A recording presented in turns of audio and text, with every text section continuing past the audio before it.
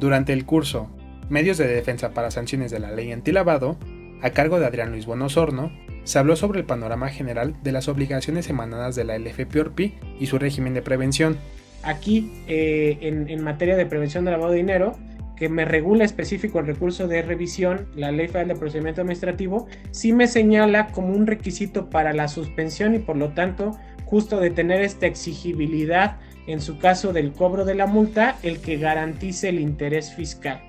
Entonces es un punto sí muy relevante a tomar en consideración porque precisamente pues uno de los aspectos aquí diferentes es que desde el recurso administrativo sí tengo o estoy obligado a garantizar este interés fiscal.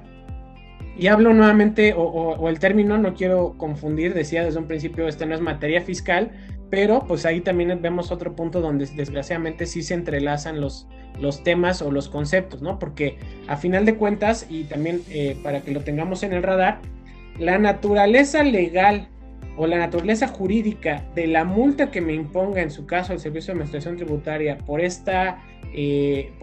infracción con base en la LFPORPI, es de una multa no fiscal. Es decir, y para ello pues sí me tengo que incluso remitir al Código Fiscal de la Federación, donde las multas no fiscales se consideran aprovechamientos. Entonces, la naturaleza jurídica de esa multa va a ser un aprovechamiento y por lo tanto, justamente como también el SAT es el encargado de ejecutar o de cobrar a través del procedimiento administrativo de ejecución tanto las multas fiscales como las multas no fiscales, pues bueno, se tiene que garantizar el interés fiscal, ¿no? Por eso, nuevamente, retomamos el tema del término. Digo, si quieren verlo, es un dato curioso, pero para que lo tengan en el radar, esta multa justamente su naturaleza es de aprovechamiento, ¿no? Si lo vemos ya en la parte del Código Fiscal de la Federación. El especialista comentó que, en México, se presentan actividades vulnerables que pueden resultar en una entrada de dinero proveniente de fuentes ilícitas, por lo que consideró importante establecer un mecanismo de prevención. Pues es el mismo SAT el que utiliza esa información justamente para, pues bueno, vigilar el cumplimiento de la parte administrativa del LFPORPI, ¿no? Y justo el ejemplo más sencillo son esas invitaciones. ¿Cómo llegaron o cuál fue el motivo por el cual llegaron las invitaciones al gremio de contadores, entre otras profesiones, o entre otras actividades? No fue a los contadores, fue también a las empresas dedicadas a servicios de construcción, entre otros muchos supuestos. Pues bueno, únicamente lo que hizo el SAT es cruzar la información que tenía en su base de datos fiscal en relación con las actividades que se dieron de alta en el RFC para macharlas justamente con, pues bueno, cuáles de ellas derivaban o deberían derivar en una actividad vulnerable y con base en eso pues determinar justamente quienes no estaban cumpliendo siquiera con darse de alta en el portal de prevención de lavado de dinero, tomando como base la información fiscal, ¿no? Entonces, digo, o sea, más allá de que efectivamente no es lo mismo, obviamente en la práctica sí es relevante tener en cuenta que la información fiscal sirve de antecedente para las operaciones en materia de prevención de lavado de dinero.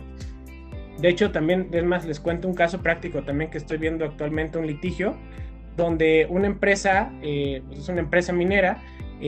traía revisiones en la parte fiscal justamente pues derivado de temas de la comercialización de metales preciosos, y esa revisión fiscal ahora derivó en una revisión en materia de prevención de lavado de dinero, donde lo que obviamente pues entraron era pues ahora sí con esta segunda cachucha a revisar pues el adecuado cumplimiento de todas las obligaciones en materia de PLD derivado de esa actividad que tenía pues esta empresa, ¿no?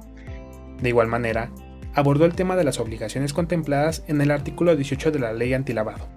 De esta ley tenemos la identificación de los clientes usuarios con quienes realicen las actividades vulnerables, solicitar la información sobre la actividad o ocupación de la persona que va a adquirir ese bien o servicio, solicitar la información acerca de la existencia del dueño o beneficiario. Tenemos también la obligación de custodiar, proteger o resguardar información y evitar su destrucción, así como presentar los avisos correspondientes, ¿no? Decíamos, incluso si lo ven hasta en el orden de las fracciones del artículo 18, la presentación de avisos es la última de las obligaciones que se tiene. Y también me van a preguntar aquí, y es muy relevante, oye, pues